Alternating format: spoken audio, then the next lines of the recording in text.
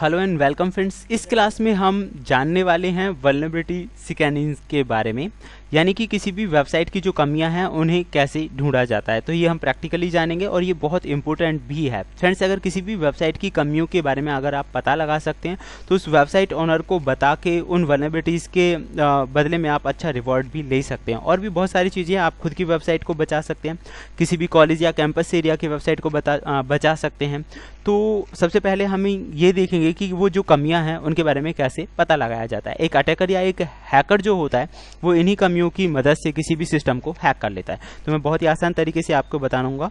तो सबसे पहले क्या है कि एक सॉफ्टवेयर है वल्नरेबिलिटी स्कैनर के नाम से, एक्यूनेटिक्स। तो मैंने इंस्टॉल किया हुआ है पहले से ही, तो ये हम रन अप कर देते हैं और इसी की मदद से हम ये काम करेंगे। एक्यूनेटिक्स 15 दिन के ट्रायल पीरियड पे आपको आसानी से मिल जाएगा और इजीली आप इसका इस्तेमाल भी कर सकते हैं। तो फ्रेंड्स, यहाँ जैसे ही मैंने चलाया आप यहाँ देख सकते हैं कि 3 या 4 वेबसाइट हैं जो कि आपको ट्रेनिंग पर्पज़ के लिए दी गई हैं। यानी कि अगर आपके पास कोई वेबसाइट नहीं है तो आप इन वेबसाइट का इस्तेमाल कर सकते हैं। मैं इसे ओके कर देता हूँ।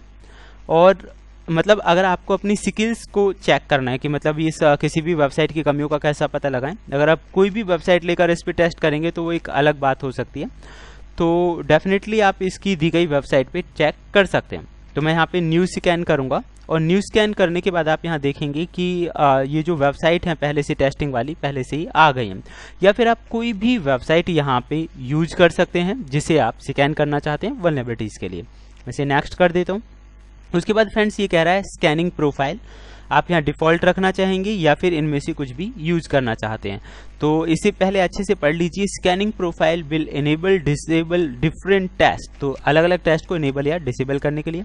Scanning settings allow you to adjust scanning behaviour. तो स्कैनिंग का जो बिहेवियर है उसके लिए ये आपको अलाउ करती हैं। इसे आप चाहें तो कस्टमाइज भी कर सकते हैं, यानी कि आपकी जो स्कैनिंग का बिहेवियर है वो किस तरह से आप कह सकते हैं। डिसेबल अलर्ट्स दे सकते हैं, गूगल हैक डेटाबेस दे सकते हैं, URL रीराइट पे दे सकते हैं, क्रॉलिंग लिमिट्स दे सकते हैं। तो इस तरह से आप अपनी जो सेटिंग्स हैं वो कर सकते हैं किसी भी वेबसाइट की। अगर आपको एडवांस स्कैनिंग करनी है तो एडवांस ऑप्शंस आ जाएंगे और नहीं करनी है तो नहीं भी आएंगे, तो आपको जैसे सूटेबल लगे। अब जैसे आप देखेंगे मैं इस पर क्लिक करता हूं तो यहाँ एक एडवांस ऑप्शन और बढ़ चुका है, तो नेक्स्ट कर दीजिए। अब ये कह रहा है after crawling let me choose the file to scan. Crawling होने के बाद जो फाइल्स हैं वो हमें कहाँ रखनी है ये आप सिलेक्ट कर सकते हैं। अपना एक फोल्डर दे सकते हैं अलग से कि भाई यहाँ पे फाइल आनी चाहिए, ये एड्रेस दे रखा है यहाँ पे। देन उसके बाद आप देखेंगे ये हमारी वेबसाइट है और आप ये बता सकते हैं कि ये जो वेबसाइट है किस तरह की है। तो डेफिनेटली यहाँ पे ASP है, PHP है, जो भी ये वेबसाइट के रिजल्ट्स पे आप क्लिक करेंगे उन्हीं चीज़ों को लेकर ये यहाँ पे देखेंगे वेब सर्वर, हर तरह के वेब सर्वर को ये चेक करेगा। तो मैं इसे नेक्स्ट कर देता हूँ। और उसके बाद लॉगिन सीक्वेंस, यानी कि लॉगिन सीक्वेंस की अभी हमें ज़रूरत नहीं क्योंकि हमें पता नहीं है वेबसाइट के लॉगिन प्रोसीजर्स क्या हैं। तो हम इसे सिंपली नो लॉगिन सीक्वेंस करके नेक्स्ट कर देते हैं।